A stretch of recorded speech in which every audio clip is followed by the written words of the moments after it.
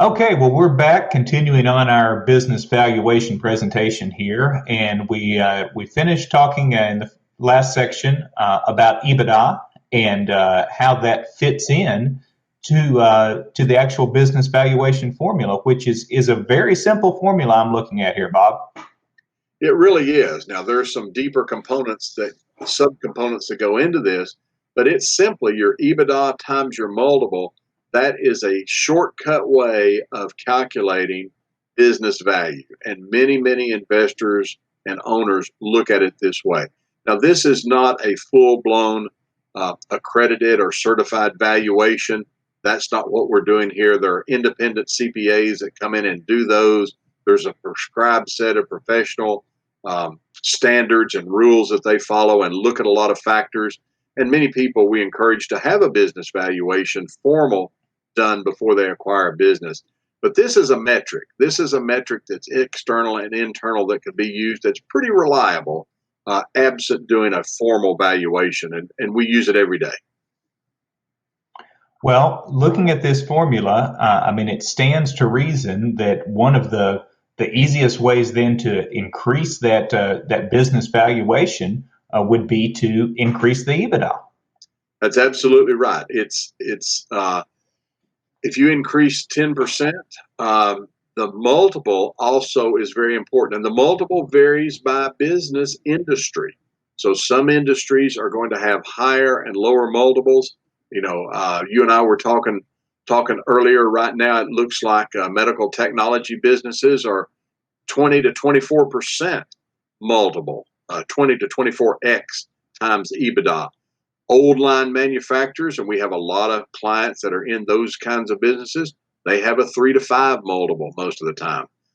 We've had IT service companies that can be in a 10 to 12 to 15 multiple. So it really varies across the board. Brick and mortar retailers are sort of out of fashion right now, unless you're a Walmart. Those what we call Main Street business retailers, those are pretty low multiples right now.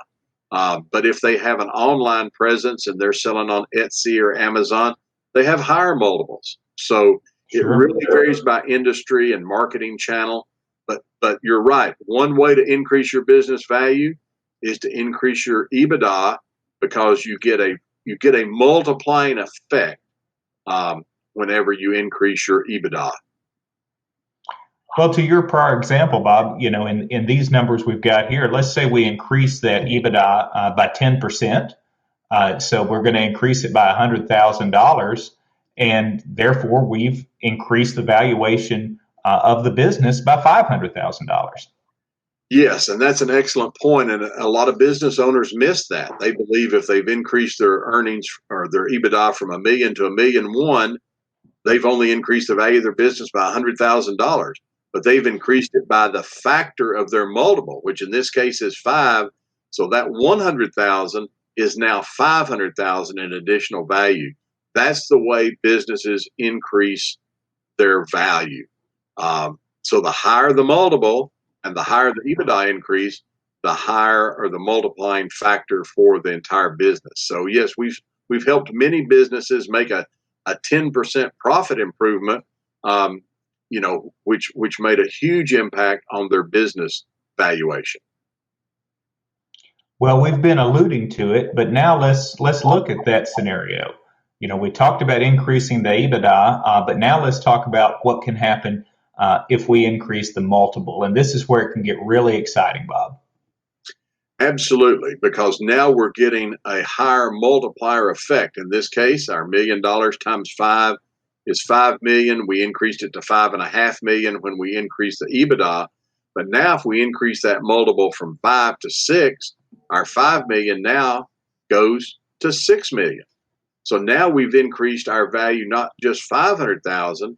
Now we've increased it $1 million without a single dollar of additional profit or EBITDA, just by increasing the multiple. So it has a dramatic effect very quickly.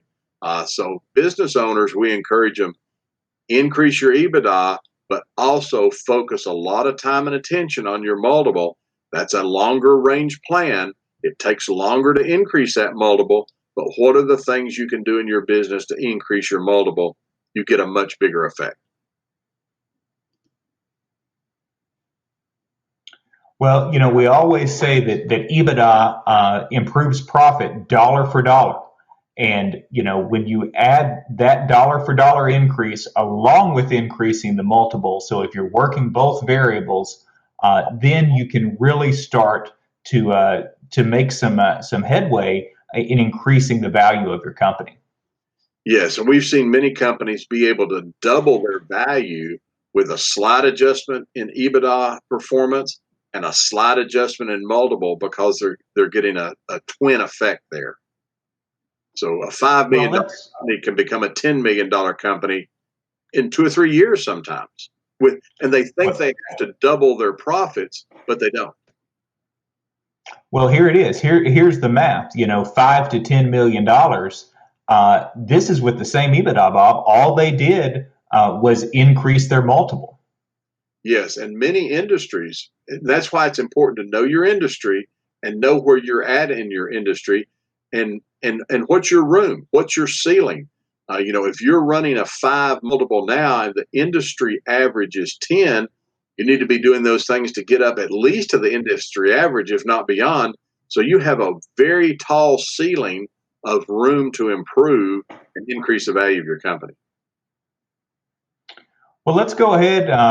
We've kind of set it up here. Now we know what the formula is. So let's take a break here, and when we pick back up with part 3, we're going to do a little aside, and we're going to talk for a minute about contribution margin and why that is important when we're looking at business valuation. Sounds good.